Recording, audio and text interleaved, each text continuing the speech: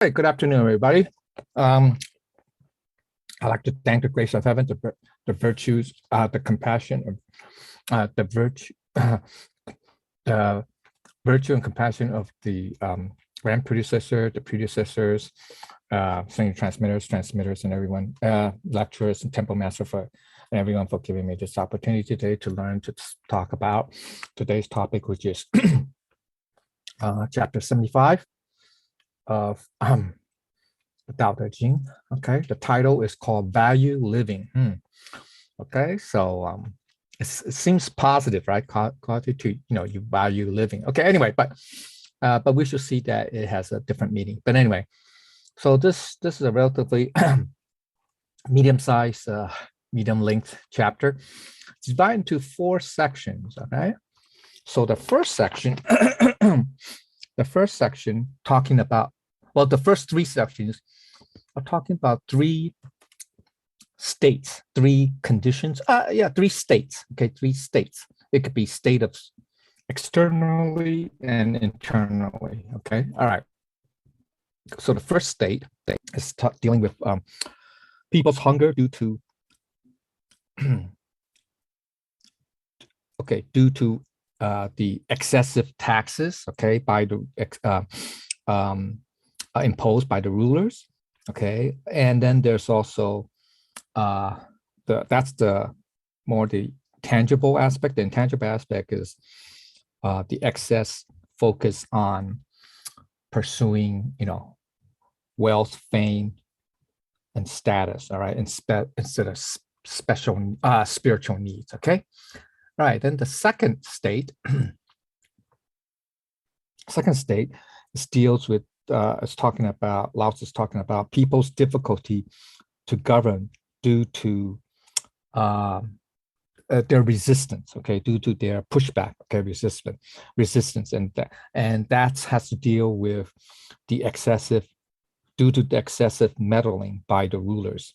That's the tangible part. Intangible part is the excessive contrivance or excessive contrived thoughts due to the attachment to ego, okay, or due to the meddling of the ego in one's mind. The third state has to do with people's disregard for death, or that they are willing to risk death, and rebel due to the tangible part is the excessive indulgence or extravagant living, okay, by the rulers. And the intangible part is the excessive greed due to one's egocentric pursuits, okay? And then the 4th section is the conclusion that's combining the above 3 key, the three sections, the above 3 key points, okay? And it provides a solution to avoiding these above 3 states. Okay, all right, so that's the chapter. Okay, so it says a lot, but all right, so let's do this. Okay, let's go to the outline. All right, here. Okay, so let's go to section 1. Okay, section 1. Where's my mouse here? Okay. Okay, so the hunger. Oops. Why is that? Maybe I'll make it a little bit smaller here.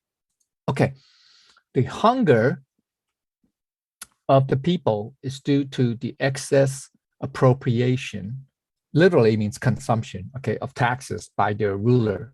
So the people starve. Okay, so basically these showing the result and the cause. Okay, so this is the consequence and the cause, and then the last is the reinforcing the result. Okay, or repeating the result. Okay, all right. Okay, so that's the structure of the first 3 sections. Okay, all right. So let's go to what's the meaning of the whole line. Okay, now we're doing the whole line because this whole line is this whole thing is connected. Okay, all right. Okay, so that's what's connected. All right, so what does that mean? Basic meaning is that at the kingdom level, this is the tangible side, right? The external aspect is that this is about the people of a country being hungry because the rulers tax too much, right? So the people starve due to heavy taxes. All right. Now, this is the word for tax right here. Okay, tax, duty, tariff. Okay, there's a deeper meaning, another bigger meaning. It just means the metaphor. It's a metaphor for the pursuit of material things and the neglect of spirituality. That's, you're just pursuing all material things and not doing anything with spiritual, with the spirituality, with your spirituality in your life. Okay, all right. So that's another meaning. That's the more intangible meaning. Okay.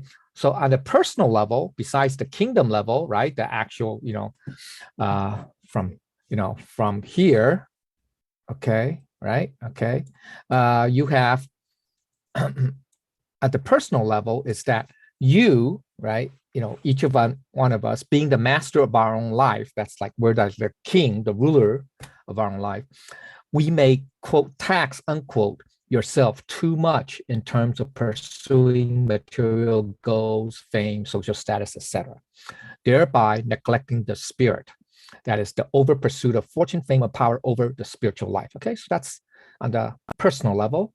Okay, but then there's also internal aspect. Okay, so this is about the human soul feeling the hunger for spiritual sustenance. Okay, where now there are a couple possibilities, but just I just did three. Okay, I mean there are different where some people find it through religion. Yeah, I mean to when they have a hunger for some spiritual sustenance, right? Spiritual food, if you will, spiritual, right? Nourishment, right? Nourishment, if you will. They seek religion. Yeah, they so that's one comment. Another one is some find it through learning, exploring, researching, intellectual pursuits, want to learn, which is not bad either, right? So, that's okay. They want to, seek the deeper meaning of life, right? Through learning, exploring, researching, that's okay, right? That's okay too. It's more intellectual though, okay? All right. And then the one third possibility is now some people can't find that spiritual nourishment. So the alternative, which is kind of how can I say, it's kind of digging a deeper hole, if you will, or sinking deeper, is that they try to numb themselves through thrills, sensory stimulations, drugs, etc. Right? So you see it in the world, throughout history, right? These patterns, right? Right? Some people seek religion, other people seek, learning, intellectual pursuits, etc., etc. And some seek material pursuits or material pleasures because they can't find it. So the only thing they know is to satisfy their physical, needs, or through, they can't satisfy their spiritual nourishment, so they turn to physical pleasures, etc., etc. Right? Okay. So remember, we talked about something about this third category. I mean, this number three, this third, right? It's to the second category of this, right? Chapter 50. Remember the second category of living by people, right? The followers of death, right? From fourth phase. Okay, so you guys can look that up. We talked about that, right? Okay, chapter 50. All right. Now here are some. Now these three alternatives that I just showed, there could be potentially others, but just three broad possibilities. They do have, how can I say, they're not perfect. They do have their limits. Okay, so the problem with these above solutions or social or spiritual are that they are not necessarily perfect, or that they always last. So they don't always last. So for example, some may, quote, grow, unquote, out of a religion, right? Some may get disillusioned by a religion, right? Or couldn't find, couldn't don't find it satisfying their what they're seeking, right? So that some people might grow up, and we've seen that, right? Okay. Or on the second a possibility, some may be tired or frustrated with the never-ending pursuit of learning or exploring, right? The intellectual aspect, right? The intellectual part. Some people may get tired or frustrated because, they can't find that spiritual need or nourishment in the intellectual pursuit, or it could be exploration, whatever, okay, or research. All right. So it does not fulfill or provide the answers that they were looking for. Or in the third category, some may become so jaded, I would say bored, but so jaded with the constant thrills, sensory stimulations, drugs, etc. They discover there's still an emptiness within that needs to be addressed, right? So, at some point, for those people who just seek, physical thrills, stimulations, etc., etc., we'll also find out that, that those pursuits don't satisfy their spiritual needs, and that there's an emptiness that still has to be addressed. All right. So that's the problem with these three approaches, right? Okay. So anyway, all right. Okay. So here's the implication: is at the kingdom level, at the kingdom level, when rulers overtax the people end up starving. Okay, that's kind of makes sense. Okay, at the personal level, by over pursuing material goals such as fortune, fame, or status, we end up starving our spirituality, right? Okay, because we neglect the spiritual aspect of life. We only pursue the material aspect. And then on the internal level, okay, when our minds, that's the rulers, okay, when our minds are focused mostly on material goals, our thoughts, that's the people, are starved of the spiritual connection.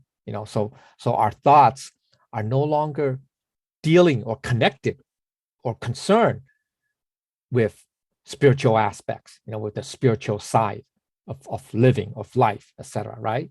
Okay, so that's the downside. All right. Okay, so that's what it means. Now, there's this first point we could summarize it. I have a little table that oops, how come this doesn't work? Oh, how come it's not working here?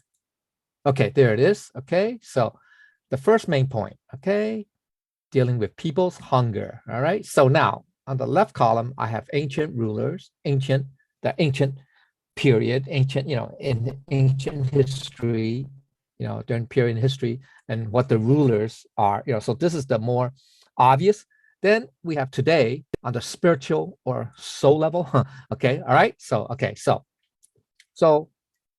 in ancient times, for the ruler, when the king imposes too much tax, right, people starve, right? People starve, right? I mean, that's the statement. And so there's a vicious cycle. And how's that vicious cycle? Because the more the people starve, the less they have to survive, right? The less, ability to survive, okay? And the less ability to make a living, and thus less ability to pay taxes. This leads the king to impose even more taxes. So that's a vicious cycle. It's not virtuous, it's vicious. That means it's a downward spiral. All right, it gets worse. All right. So the alternative, that the best way, from these 3 points, right? The king, the people starving, the vicious cycle. The way to avoid that is to moderation, is to be moderate in your taxation. So in order to function, the kingdom still needs a certain amount of taxes, but you don't, impose excess, too much, right? There has to be a moderate level, a happy medium, where, you have enough taxes, you take out enough taxes from the people, just so, to keep the kingdom function, right? Provide for the military, army, roads, public works, et cetera, right? Okay, that type of thing. All right, so that's the ancient. Okay, that's the ancient level. Now let's look at today's spiritual side. Let's look at today's world or today's contemporary society. How does that how does that connect to the ancient, right? To the ancient way. Okay, so you being the ruler, you put too much importance on money, okay, or wealth, or getting money. That's the tax part, right? That's pursuit of tax. That's the imposing a tax. That means, you place a lot of importance on money because for you, money is the most important thing, all right, in today's world, modern society, because without money, you can't live, right? So what happens is when you do that, your spirit or your soul starves because you neglect it, right? So you're just talking, focusing everything on money, okay? Everything on money, money, money, all right? So then just there's no focus on this, on the spiritual side, okay? Now, this is a vicious cycle because the more importance you place on attaining wealth, you do so at the expense of your time for other important things, such as your family, friends, and yourself. Now, that's the physical side even, okay? That's just the physical side.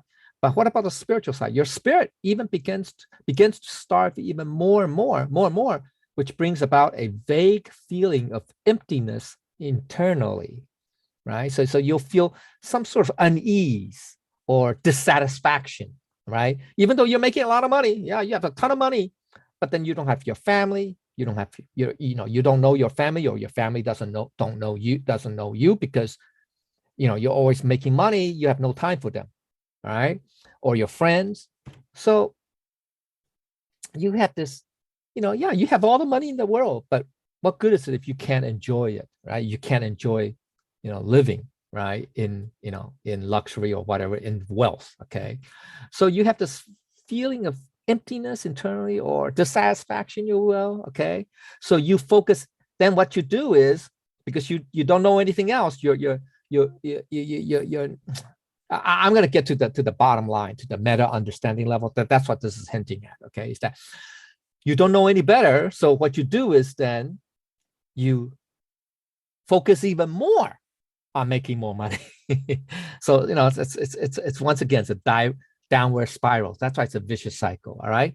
So you focus even more on pursuing more wealth in order, because you think that that's how you can compensate or make up for that feeling of internal dissatisfaction, which reflects the hunger of the spirit. You don't realize that, that dissatisfaction, that internal sense of unease, dissatisfaction, is because of your neglect of the spiritual aspect as opposed to just the material aspect. Get it? Okay. So the way around it is you have to consider being moderation. Moderate your pursuit of money or the importance of money. All right. So in order to function in society, yes, you still need to make a living. This Lao Tzu is not saying, you shouldn't make money. You shouldn't go, earn a living. Lao Tzu didn't say that, right? But what he is hinting at is that it's better not to solely only pursue money, okay, or in this way, okay, all right. So there has to be a happy medium, a middle ground, right? Once again, now what's this all pointing at? This is pointing about something, and here's the meta understanding part. Meta, you guys know what meta means, right? I think it's Greek for, it means beyond, okay? It means something that's beyond, okay? That's, transcending, okay? So the transcending understanding level is that, okay, here it is, all right? So when people starving, right, that's what that line is about, right? This first phrase, due to rulers' excessive or abusive or obsessive use of taxation, right? That's the second phrase, right? So people are starving because that's due to, that's because of the rulers, etc. Okay, so that's the surface level meaning, the direct translation, if you will, okay, or the prima facie, okay, meaning. Now, but that's a metaphor. What's a metaphor for? It's a metaphor for the thoughts, that's the people, being starved of spiritual sustenance or nourishment, okay, all right? Because we are all pursuing what? Because the mind, the ruler, that's the ruler, the mind is the ruler, ignores or neglects what is really true, what is really important and lasting. That's your spirituality. Get it? Okay, so that's the more internal aspect, right? This is the external, and then this is the metaphor. That's the external is the metaphor for the internal. Now, what that also means is that it's parallel to the third poison of ignorance. That is you are ignorant about spirituality, about what's really important. You're ignorant about what's really true, what's really important and lasting. That's the spiritual aspect. So that's the ignorance. Okay. So it's pretty broad. I mean, this is more specific. Ignorance could be very broad, right? I mean, you could be ignorant on a lot of things, right? But this is more specific because it's hinting, it's dealing with spirituality. So what it means is the meta understanding, what Lao Tzu is saying in the first section of this chapter, is he's talking about that, yeah, not just the rulers, but the people, I'm sorry, not the people, you personally, us, individuals, we are ignorant about our spirituality or about, what's really important, what's really, truly lasting, permanent, important, true, real, right? It's our spirituality. Okay, so that's what it means. All right, so that's what the meta level means. Okay, at the meta level. All righty. Okay, let's go to section. Let's go back. Okay, so the key point here is this chapter, this whole chapter, okay, is talking about life. It's talking about life. Okay, how do we connect with spirituality? The spiritual hunger usually manifests as a feeling of emptiness and lack of meaning or purpose in life. It is like a void that eats away at you. It is possible for you to ignore it for a while or neglect that spiritual nourishment, but it always comes back to haunt you when you are not distracted by your pleasures or when you are alone with your thoughts, right? So, so when you are not distracted by any physical pursuits or pleasures, enjoy it. When you have some quiet time, that's when your thoughts is nagging you, saying, hey, something is not, it's not right, doesn't feel right. Okay, something's not, still not, it's not satisfying. Okay, so anyway, all right, so okay, now there are a few solutions that will work temporarily, right? So like, say, for example, ooh, this is long. Okay, so for example, like for a lot of young people, when they still see the world in simplistic terms in black and white, for example, good versus evil, being told that you are a soldier for God, for example, like the very religious, zealous religious, who are very zealous, okay, about on in their religious beliefs, okay, on a quest to vanquish evil, right? You see that, oh, there's so much, bad things going on in the world. So yeah, so you want to, right, decrease evil, right, to conquer evil, then you get all fired up. Yeah, so that does provide a certain inner motivation for a lot of young people who are like that, who, I mean, they are well-intentioned. Okay, it's not to say that they're not, they're well-intentioned, but as they grow older, at some point they will see things differently. When you have more experience, when you see a lot, more things, right? Okay, so they realize that, oh, it's not as simple as they thought when they were young. Okay, when they're younger, it's not just simple black and white, right? Either or, right? Remember that simplicity. Okay, all right. So they could come to a realization that there is more to what their spirituality needs, to what life is all about than just being on this quest to fight against evil. Okay, so it's no longer black and white. There are a lot of shades. There are a lot of gray areas now. All right. So that, okay. So that's one possibility for young, especially younger people. Now for older people, okay, it is about immersing yourself with family, friends, community, and fellowship. Yeah, for older people, generally, right? They've been, they've seen more things, right? They've experienced more things, right, than the young people. Then, to them, they at least come to some kind of understanding that, yeah, it's not, the world is not just black and white, or no, it's just about, relentlessly pursuing, fortune, fame, or power, or status. But it's about, what's more important is that there's family. Family is more important. Friends, community, and fellowship, or communion with others, or like-minded others. Those are more important. Those are the intangibles, right? The relationships, the connections, right? And, being surrounded by loved ones. Now, this will make life easier and give life more meaning. Now, this is a better solution than getting all fired up in the world. I agree. It's not as black and white. It's much more harmonious, a way of, of, of, of, of living. Okay, so that's good. So that's not bad, all right, but still temporary. Okay, now what's the long term though? What's the long term? The long term solution though is this: is to have the Tao in your life. Then you can feel fulfilled with or without your family, your friends, or loved ones next to you. Okay, because with the Tao, that's the most important. That's the realization that, it doesn't matter. You don't have to be physically near your family or friends or loved ones because you're all one, right? It's that spiritual connection. Okay, where now that's one aspect. That's the more meta aspect, the intangible perspective. There's a little bit more tangible perspective, which is that when you have the Tao and you live according to the Tao, right? You are aligned with the Tao, right? Okay, then people will be drawn to you when you possess the Tao within and you manifest it. Obviously, okay, when you possess the Tao within, but you manifest it also the Tao. Okay, then this way you will not starve spiritually. All right, so that's the better solution. All right, okay. All right, now let's go to section 2.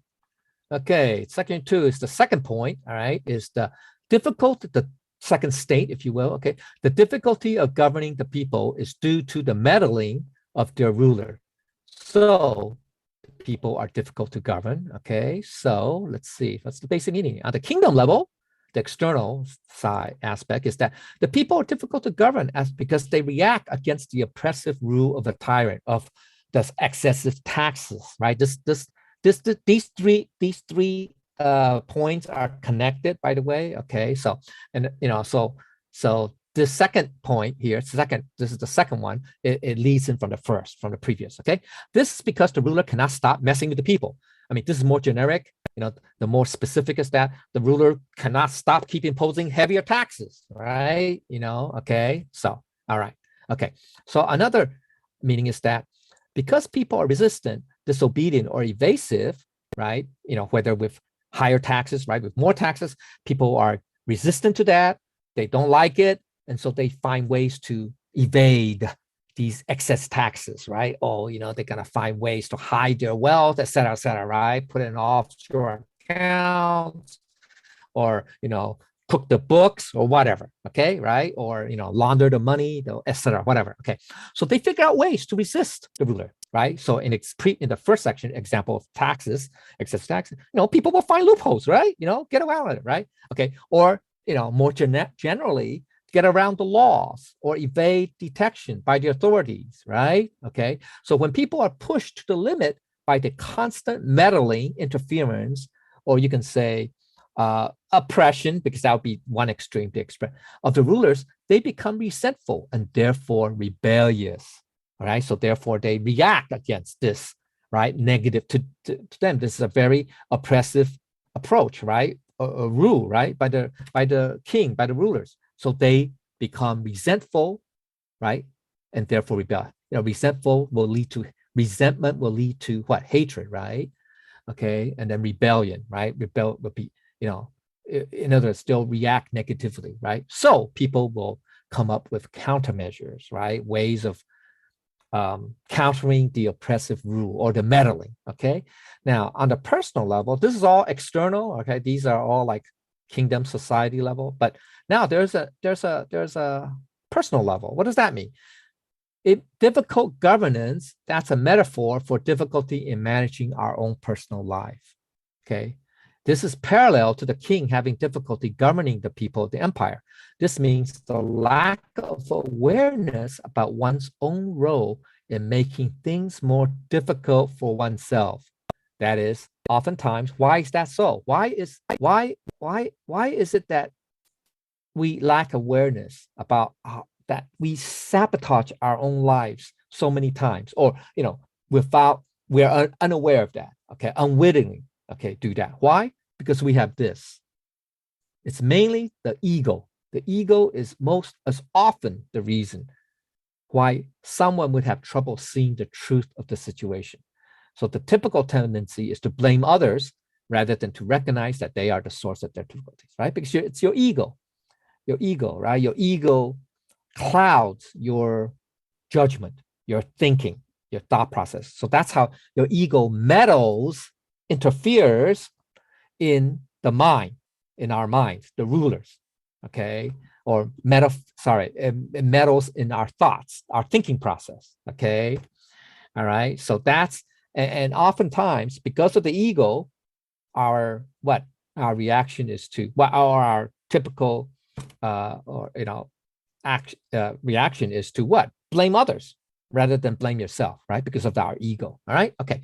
So in the kingdom where people are being evasive means you are unable to establish or pin down a regular pattern that is to bring some order or positive habits to your life. Okay. The people being disobedient means you start something good only to lose steam or sabotage your own success. People being resistant means you are unable to let go of things and make constructive changes in your life. Okay, that's the metaphor. So the people, internally it means your thoughts, but at the personal level, it just means that you are unable to establish a regular pattern or bring some order, okay, or positive habits to life. Okay, all right. So that's what it means.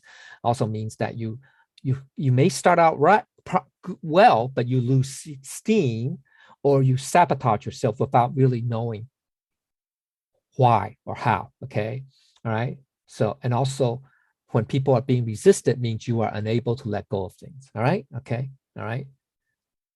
Okay. So the implication at the kingdom level is when rulers keep interfering with the people's livelihood, causing widespread misery, the people will react against the rulers. So the people, therefore, are difficult to govern in that respect, right? At the personal level, okay, you are unable to let things be and get in your own way. You interfere with other people's affairs and push them away, right? That's at the personal level, okay? Okay. Now, that's what it means by, difficult to govern, okay, difficult to rule, okay, people do, okay. Now, at the internal level, it's your thoughts, that's the people, are difficult to manage when your ego is constantly getting involved in your mind, right? Your ego is always in the way. It's always involved. It's always meddling. So it's okay. So it's difficult to manage your thoughts properly, right? Okay. All right. So you being the ruler, that's your mind, okay, can't control your thoughts that well properly when your ego is involved, right? You can't, right? All right. Okay. So there's another deeper understanding. Okay. So that's the second main point. Let's go look at it. Okay. Second main point is people's difficulty in being governed. All right. Okay. So same setup, ancient rulers. Okay, and then today's world, okay, on the spiritual side, today's session. Okay, so one, the king meddles with people too much, right? Yeah, okay, so that's what the first phrase of the second section. So the people resist, okay, that's the reaction. And this leads to a vicious cycle because the more interference by the king in people's livelihood, they begin to resist and resent the meddling. So the king doubles down by more interference in the people's lives, leading to more resistance and resentment, right? So the king says, hey, you people are resisting me, my rule, right? My laws or whatever. So I'm going to impose more laws, harsher penalties, whatever, more, double down, triple down, whatever. So it's a vicious cycle, right? Never end. It's a downward spiral once again. So how do we avoid that? So the point is this, you need moderation. Okay, you cannot continue down that rabbit hole, go down that rabbit hole. You have to have moderation. So the king, the ruler, must learn to govern without excessive interference. Once again, there has to be a middle ground. Okay, there can be no rule, right? I mean, no laws, right? There cannot be no laws, right? Okay, but then there cannot be a total, big brother type of governance, right? Where every single minute of people's lives are being intruded upon, right? There cannot be that. Then that's the other extreme. So there has to be some moderation. All right. Okay. So that's the message. All right. Okay. Now, how does it apply? These metaphors, this ancient metaphor, apply in today's world. Today's world. Here it is. Okay. When the king meddles, it means you you being the ruler of your own life, you're attached to meddling. You're attached to meddling or interfering in other people's business. Okay. So therefore, other people avoid you, right? Because they say, oh no, here comes this busybody, that wants to, control me or control freak or whatever. Okay. All right. Okay. So what does this lead to? This leads to a vicious cycle. So like a micromanager, like your boss, who is constantly on your back, right? You will begin to resist, right? You're going to be resentful, right? You're going to dislike that, right? You're going to say, hey, you know what? Oh, why is this, why is my boss, he doesn't trust me or what? He's always, looking over my shoulder, So, right, you're going to find ways to resist, right? And find ways to minimize the boss's involvement by withholding things. Wow, that's even, so you resist, you find ways to evade your boss's meddling or interference. So then you withhold things from him, okay, or her.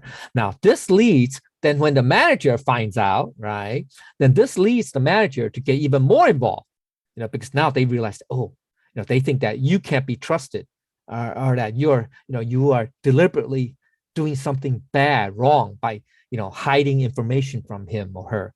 So therefore, he doubles down, and by imposing, getting more involved, instead of, having weekly reviews of you, he wants daily updates or hourly updates, whatever. Okay. So then that makes you resist even more. You become even more resentful. You can be, ticked off and say, wait a minute, this is okay. So that's the vicious cycle. Once again, it's a downward spiral and it's not good, right? Okay. So there is a moderate approach. There's got to be a way where you can learn. You have to learn to focus on your own cultivation or your own path. Okay. Now that's more generic. I mean, the micromanager, that's an example, right, of meddling. Okay. So the key is that do not try to not become attached to getting involved with other people's business. Just focus on your own self-cultivation, on your own cultivation and your own progress, your own path. All right. Okay. So while other people, now we're speaking as a cultivator, how other people cultivate, is their business. I'm not going to get involved. I'm not going to be meddling and, trying to preach to them, what they should or shouldn't do, they can decide for themselves, right? But you focus on your own internal, your own self-cultivation, all right? Okay. Now, this is also, so this is today's world, okay? Now, but there's a meta understanding aspect, okay? What is that? The people resist the rulers, okay, because of the ruler's excessive meddling or obsession with meddling, interfering in people's life, right? That's the external part, right? That's a metaphor. This is a metaphor for our own life, for our own personal life, where our thoughts of resentment, dislike, hatred, etc., are due to the mind's attachment to the ego, right? Because our ego, the ruler, right? The ruler, that's the mind, right? It's attached to the ego. That's the obsessive interference, right? That's the ego part, right? The ego. Because now we become attached to our ego, then our thoughts are going to have a reaction, okay? Right? Sometimes, right? We have negativity. It's going to generate negative thoughts, in other words, okay? All right? So what that's a metaphor for is this. It's the mind develops thoughts of anger, dislike, or hatred. Yeah, resentment, all of that, right?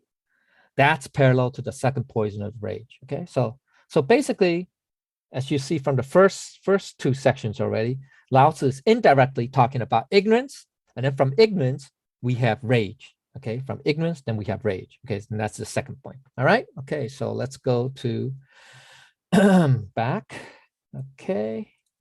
All right, so the key point is this, is that this attachment to attached actions, this attachment to attach or conditioned actions is the main cause for the problems in your life and your mind, okay?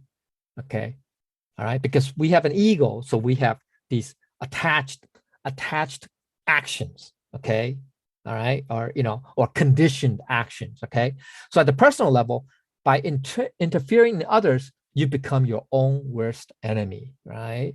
Right? Because you drive people away from you, okay? All right? Because you're a busybody. People want to avoid you and they end up disliking you, right? Okay, or unfriending you, all right? Okay, all right. Now, what's the internal level? Internal level is this: is by having your ego involved in your thoughts, all your thoughts are contrived, right? Yeah, they are conditioned. They are conditioned by what? The ego, or based on the ego, on egocentric. You can say on egocentric views, etc., likes, dislikes, whatever, all that. Okay, so therefore you become your own worst enemy. You become your own worst enemy. You are the enemy. Okay, all right. It's your ego. Okay, the ego is the enemy. So the solution is to let go of our attached actions and mind. That's our ego, because that arises from the ego, right? Our attached actions and our attached mind is due to our ego. Okay, all right. Okay, so now let's go to section 3. The third point is the disregard for death of the people is due to the pursuit of extravagant living of their ruler. So the people disregard death. Okay, now this word, okay, now let's look at this word, okay, this word, ho. Okay, literally it means thick, deep, substantial, profound, all that. Now, but in the ancient context, it means extravagant, very luxurious, the very luxurious, very living in extravagance, in luxury. Okay, that's what it means. Okay, so that's why this is chu means to seek, pursue, live life of luxury or extravagance. Okay, that's what it means. All right. Okay, so, okay, now there's a deeper meaning of extravagant meaning, okay? This is more specific, okay? That's in light of excess. That's the 10th phrase of chapter 50, once again, okay? So that's more generic. The specific is the desire to eat the best food, wear the best clothes, live the most comfortable living, do whatever. Okay, so that's, okay, so that just means life of excess, all right? Okay, all right. Okay, so now at the basic meaning, at the kingdom level, okay, when people regard death lightly, or they don't fear death or disregard death, because they see the extravagant life of rulers compared to their own misery. Yeah, that's when people will start getting, right, resentful, saying, hey, the ruling class, you impose so much taxes on us so that you can live in luxury, so you can pursue, live in luxury. Well, you know what? We can't take it anymore, right? So that's why. So the people will no longer fear death and will revolt against rulers, right? Remember last week we just talked about that first phrase of chapter 74, right? When people no longer fear death, right? Okay. All right. Okay. So that's the one level. That's the kingdom level. Okay, kingdom. Now here it is. So the ruler has the power to put people to death, right? That's chapter 74. We talked about that last week.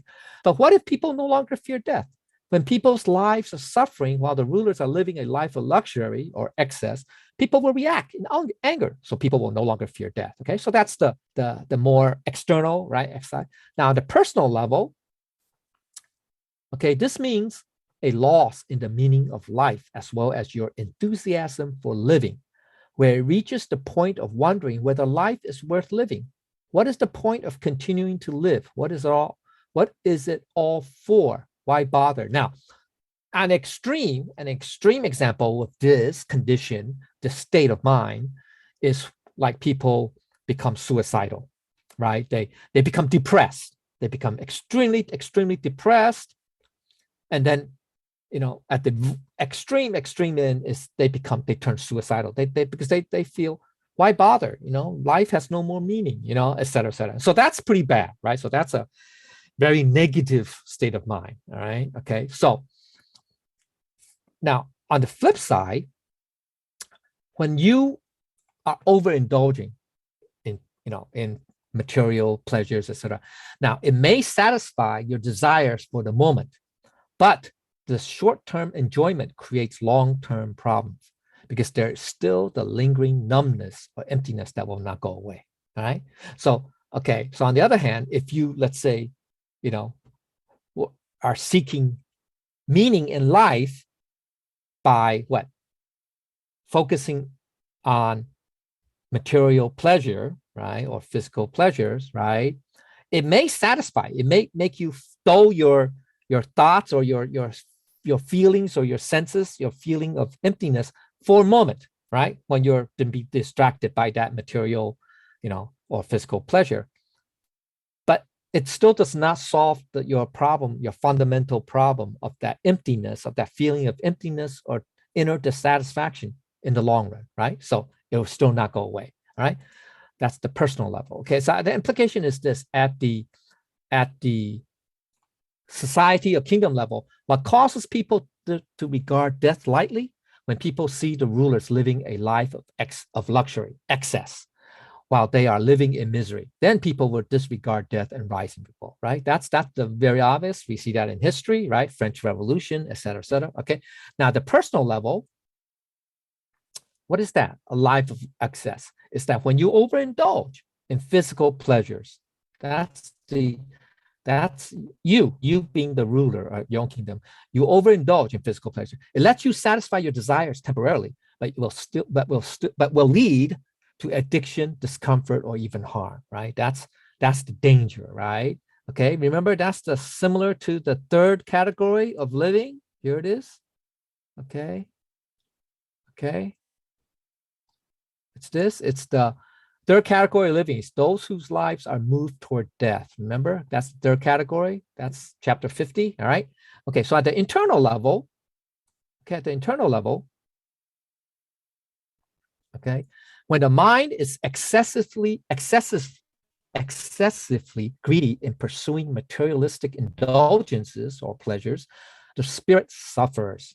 The thoughts, that's the people, no longer care about the negative consequences. Okay, so that's a very, how can I say, a very negative, negative outcome. All right, so there's a deeper meaning to this. Okay, so let's summarize this. Let's go to Appendix C, the third point. Okay, what's the third point? Here it is. Okay, third point is people's disregard for death.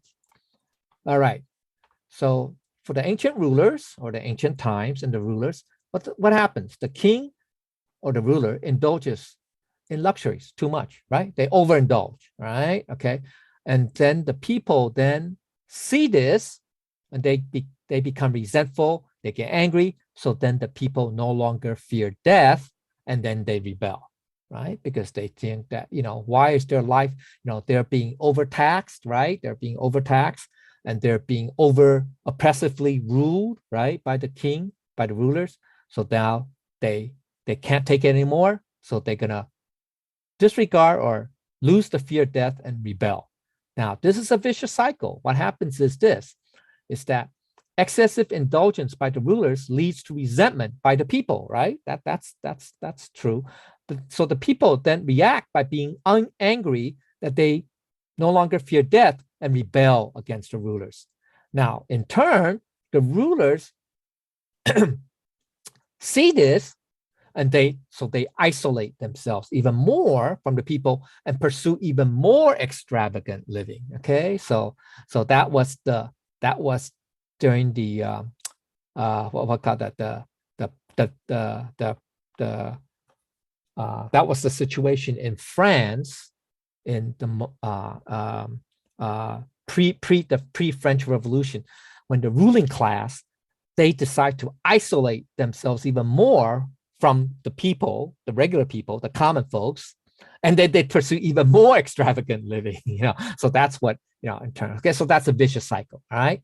So how do you avoid this? Okay, how do you try to overcome this vicious cycle? Is you have to apply the Tao. You have to demonstrate or understand how common people live, and then have compassion for them, which will naturally restrain the tendency for excessive indulgence. Okay, so you have to have the Tao. You have to follow the Tao. Or you have to know the Tao. Okay, so you can't be ignorant of the Tao. All right, so All right, so that's why we have to the ruler. Now, this is talking about the kings, right? The ancient times. Now, how does that apply in today's world, right? Today and our spiritual realm, okay, or spiritual life, okay. So we become attached to physical pleasures, and therefore we become jaded and lose interest in life. Jaded doesn't mean necessarily means bored. It just means that you no longer are stimulated, or you no longer are finding interest. Maybe that's a better word. Okay. Yeah, you can say bored, but okay. All right. Okay. You develop a sort of like a callousness. Okay. And that's okay. It's not good. Okay. It's not good. All right. So that's what happens. And this becomes a vicious cycle. Why? Because then when you overindulge in physical pleasures in order to numb the pain or feeling of emptiness within you. But the pleasures do not last, right? And the emptiness does not go away. So what do? You react by indulging even more and become even more attached to the physical pleasures in order to get rid of the pain or feeling of emptiness. So once again, it's a vicious cycle. It's a downward spiral. It's going, you're digging deeper hole, okay? Down the rabbit hole. Okay. Shoot. Okay, hold on. All right. Okay, now, so the answer is in the Tao. Okay, the Tao is this. We have to find joy in the little things and in living the simple life rather than pleasures and overindulgence.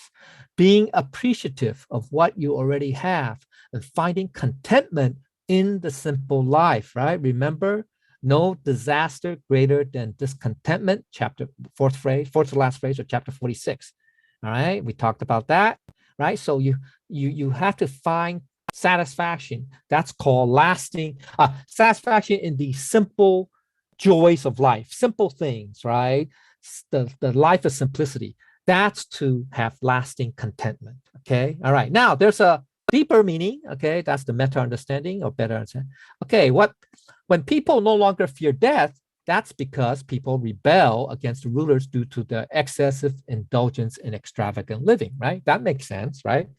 We see this in history, throughout history, right? So, okay, so that's on the external level. Now, that's a metaphor for our personal life, which is that's a metaphor for the thoughts that no longer care for the negative consequences due to the interference of the ego in your mind, okay?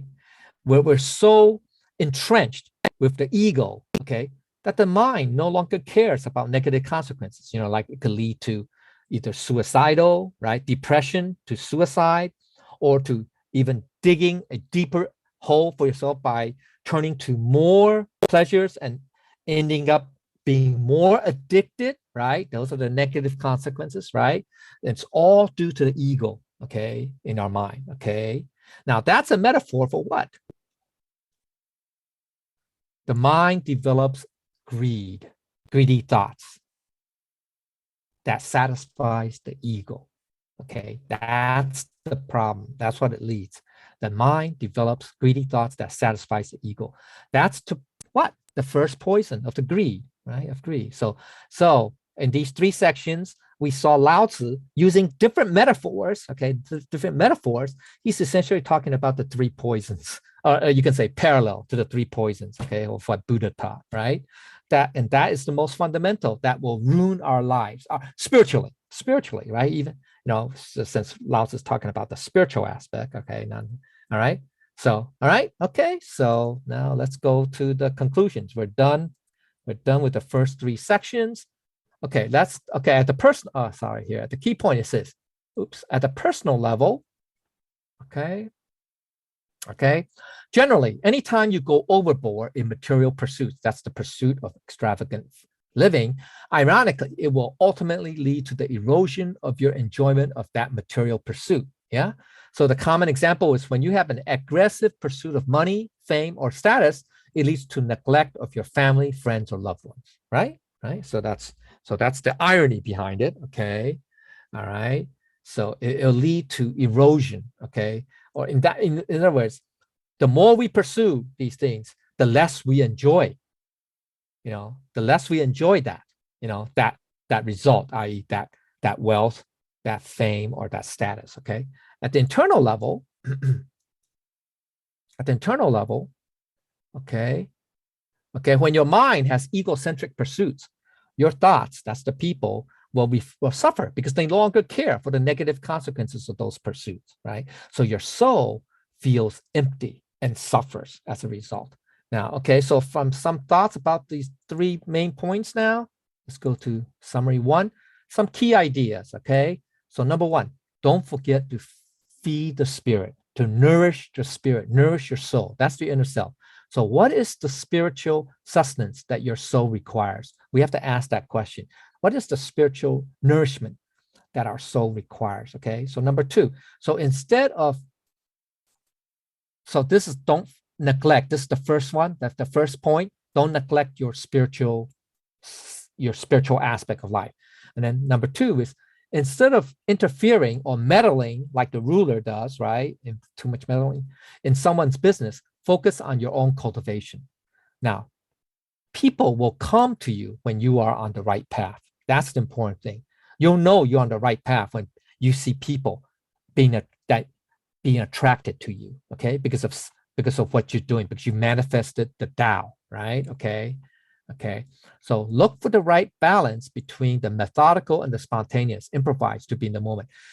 Remember, okay, so now this is about either making money or pursuing pleasures, okay, or not just making money, or pursuing wealth, fame and status. There has to be a middle ground. You cannot not make money, right? I mean, because you can't live in society then, right? You can't survive, right? So you do have to make money, but then there has to be a balance, a middle ground, all right? A middle ground. Okay, same thing with status or fame or whatever, all of that, right? Okay, so methodical and spontaneous. Methodical means very, step by step, like you're following an algorithm or something. And spontaneous just means, you improvise. Okay, you live. So we have to be in between the two. Okay, it can't be one or the other, only one or the other. It has to be in between the two. So once again, moderation is the best policy. Okay, we have to moderate our desires. All right. Okay. So moderate our pursuit of material things or anything. All right. Okay. So let's go to the conclusion. We're near the end here. Okay. This is the last line right here. Last two phrases. So thus, those who do not strive for living are better than those who value living. What does that mean? Right. So this is very cryptic, right? Remember the title is Value Living, right? So yeah, he's saying, Lao Tzu is saying, are better than those who value living. Okay, now here's the thing, the basic. Okay, I don't have that word here. Okay, how come I don't? Oh, okay, all right. Okay, let's look at the first phrase first. Thus, those who do not strive for living. What does that mean? Okay, what does that mean? Striving for? Don't we have to strive to live? Of course we do, but it's not what it means. What it means is that those who strive for living means the obsessive pursuit of luxuries in life. Okay, remember this comes from the previous section, right? Okay, talking about what? Talking about the pursuit of extravagant living of their rulers, right? Okay, so that's what he was talking about. Okay, Lao Tzu is talking about, all right, about excessive pursuit of luxury. So this is a negative pattern from the sage's perspective. So sages prefer those who do not pursue or strive for living the extravagant life. Rather, sages would prefer you to live the simple life. Okay, so that's the life of simplicity. All right, okay, so that's what it means by pursuing, strive for living. Okay, strive for living. That means, all right, okay, all right.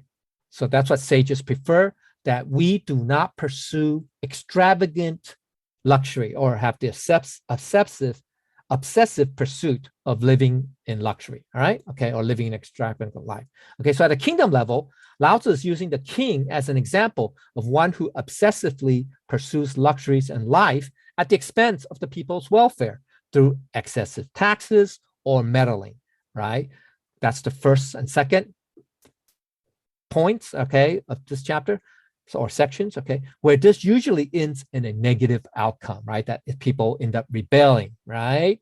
Okay, all right, that's the that's the third point, right? The third main point or third section, okay?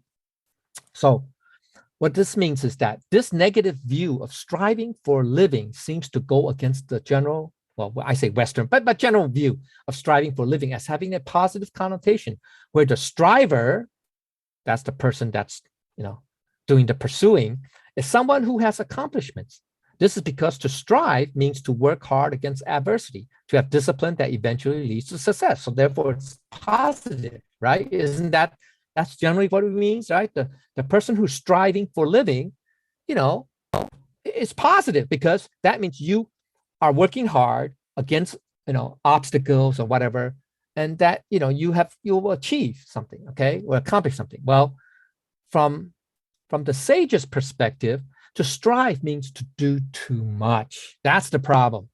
We forget about moderation. When we strive, when our thoughts are contrived, when we have a contrivance, right? We have a motive in mind, right? You tend to go overboard. That means become unbalanced, and we deviate from the equilibrium, So that, for example, we work too hard in the pursuit of fortune, fame, or power. Therefore, it means more issues, more stress, more tension, and the neglect of family, health, friendship, etc. So therefore, from the sage's point of view, to strive, because you tend to do too much, you tend to go overboard, right, to extremes, that's why it's negative, okay? All right, okay, now let's look at the second phrase. Now, 贤 here literally means worthy, virtuous, and good. That's positive, but in this context, it just means to be better than something, okay? Okay, now here, this word 贵 literally it means valuable, noble, high rank, okay, honorable. But in this context, it's negative. So the dictionary meaning, the modern meaning or the usage it's positive, right? For this term is positive. But in this context, Lao Tzu is using it to connote excessive, extravagant, luxurious life of the aristocracy or nobility. All right. So the basic meaning of value living has a negative connotation, whereas the conventional view is that it's positive to value living, right? Of course, who doesn't value living life, right? Or who doesn't value it, right? Yeah, of course, it's considered valuable, or it's worth it, right? Worth living. So what does this phrase mean, right? What it means is that value living refers to the ruling elite who value their own lives and live excessively and extravagantly. That's the life of luxury at the expense of the people. Now, I should put in here, this is the kingdom level, okay? The kingdom level, okay? I should put in here, should be the kingdom level, okay? All right, just to make it clear, all right? Okay, but there's an additional meaning besides the kingdom level. It's at the personal level. It's those who live a life of luxury are out of balance, out of equilibrium. This means excessive living is not aligned with the Tao and contrary to the Tao, all right, at the personal level, okay? I should put in here personal, just so that people will understand. Okay, all right, okay, the personal level. Okay, now the further understanding is that, okay, it is better not to live extravagantly. That's to not strive for living, because that conforms to the Tao and it's in equilibrium with the Tao. This means consistently good results with little or no stress. So let's look at some insights. Let's go to part 2. All right, part 2. Okay, so 1, we have to apply moderation in material pursuits. Money has a bad reputation sometimes, but we still have to make a living by providing value to others, right? We have to work for a living, to earn a living, okay? But we have to be moderate, okay? So don't not, okay? Then we also have to identify what are our attachments, okay? We have an ego, right? So what are we attached to? Is it our ego, our, whatever, desires, whatever, okay? So we need to know what they are in order not to have them drag you down again and again, okay? So we have to identify them. So that way you can be mindful whenever we are about to do something or pursue something or do something too excessively, right? To do too much, we remind ourselves, oh, wait a minute, it's because of our attachment. So therefore, right, that will kind of moderate us. Then the third is to have real abundant joy. Have a real real abundant joy can be found in living the Tao life. That is, what is that? That is a life of moderation, that's a balance, and meaning, that's the true value, as well as simplicity, that's no complexities from the ego and our attachments, and service, that means we help others, guide, so it's not unselfish, so it's unselfish, okay, guiding and helping others, all right? Okay, so let's go back to the conclusion. We're almost at the end. Okay, here we go. All right, so the implication is this, is that, the implication is this, that these last two phrases mean, or section 4, mean that those who do not live life excessively are better off than those who do. Those who are wise enough to do just the right amount in life, not too much and not too little, end up better, much better off. That's the moderation part. Those who know the right balance of having a plan and being spontaneous are the ones who have a balanced life. They are in equilibrium with the Tao. Ironically, those who do not strive for living enjoy life a lot more than those who value life. That is the kings and rulers who live extravagantly. So much that they basically kill themselves trying to get more out of life, right? So that's the irony of it, all right? Okay, so the key point is this. All right, ooh, there's a lot to here. Okay, so this lot right here. Okay, so this chapter points out to us a key point, that is, moderation in living is the key, not to live with either extremes of too much or too little, too much extravagance or too little necessity, neither too much planning nor too little planning. That's the spontaneity part. Spontaneity part. This means not completely stressed out, nor not completely without stress. In life, we all know that too much stress is not good, but that a certain amount of stress is useful and may even be necessary because it can be the catalyst for action.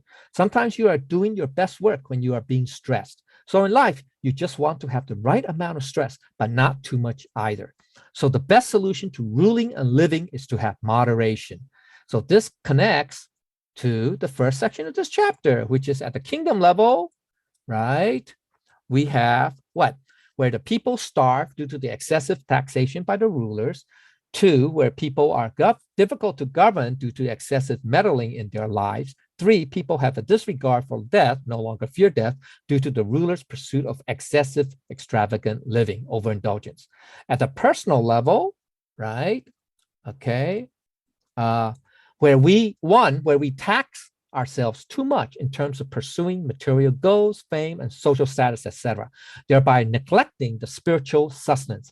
By over pursuing material goals such as fortune, fame, or power, we end up starving our spirituality. 2, where we have difficulty in managing our lives, we are unable to let things be and get it in our own way. We interfere with other people's affairs and push them away. 3, where there is a loss in the meaning of life, as well as our enthusiasm for living, that's being jaded, where it reaches the point of wondering whether life is worth living, leading us to overindulge in physical pleasures, which lets us satisfy our desires temporarily, but will lead to addiction, discomfort, or even harm.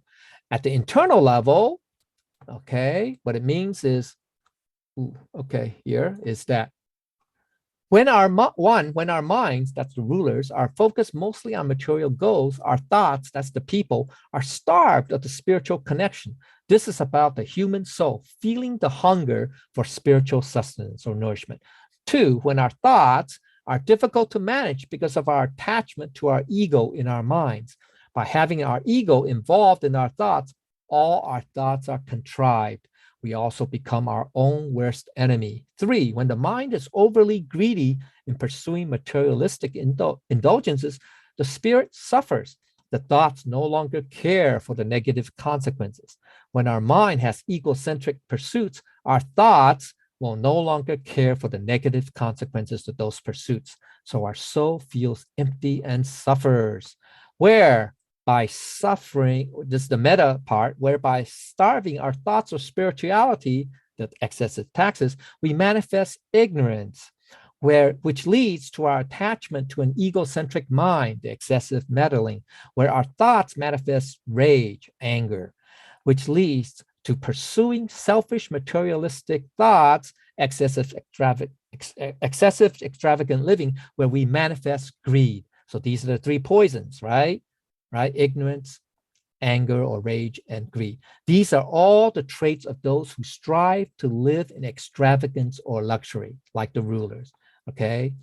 Where those who do not strive for living live a life of moderation, where there's a balance between the extremes of too much or too little of anything, whether pursuing material goals, managing their lives, or living in luxury, where there's just the proper equilibrium between our physical and spiritual sustenance, where they, that is, those who do not strive for living, are better than those who place too much importance on the pursuit of material goals, interfering in other people's affairs, or extravagant indulgence. That's those who value living, Now, those who do not live excessively will end up much better off in life. This is to be able to really pay attention to our essence of life, or the meaning of life. This is to be able to return to our birthless and vanishingless source. That's the Buddha nature essence. This is to have spiritual sustenance or nourishment. This is to transcend ignorance. That's the attachment to material things. Transcends rage, that's attachment to the ego, and avarice, attachment to excess indulgence. This is how to live the best life with moderation, neither too much luxury nor too little necessity, neither too much planning or meddling nor too little planning, spontaneity, neither too much stress nor without some stress. This is better than those who live in overindulgence, extravagance, and luxury. This is better than those who value living. Okay, I'm sorry, I went a little bit more, about 70 minutes. Okay, that's okay. All right, okay, this concludes chapter 75. There are things that I said that are incorrect or wrong. I ask for the Buddha's and Lao Tzu's guidance and forgiveness, and everybody's guidance. Okay, thank you, everybody.